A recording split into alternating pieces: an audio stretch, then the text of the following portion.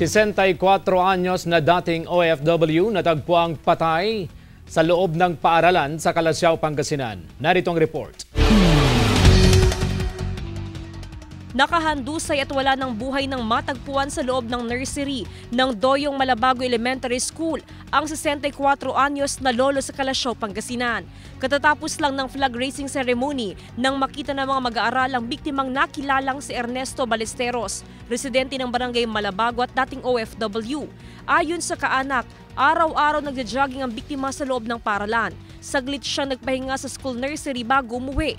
Pero matapos daw mag-jogging alas 4 ng madaling araw kahapon, hindi na raw nakauwi ang biktima. Tuwing umaga talaga yan, umalis ng bahay yan na nagja-jogging. Tapos maya-maya pagbukang liwayway, uuwi namin kagad eh. Kahapon lang talaga. Kahapon lang talaga kaya kami nag-alala ng mga bandang tanghali, wala pa siya. Kwento ng gwardya, nakita pa raw niya ang biktima na lumabas ng paaralan pagkatapos niyang mag-jogging kahapon ng umaga. Nag-ikot din daw siya sa loob ng paaralan kahapon ng hapon pagkatapos ng uwian ng mga bata. Pero hindi raw niya nakita ang biktima. Hinahanap siya. Tapos ngayon nakita namin nandiyan na sila. Walang nakita ang otoridad na sugat sa katawan ng biktima, pero duguan ang bibig ng biktima.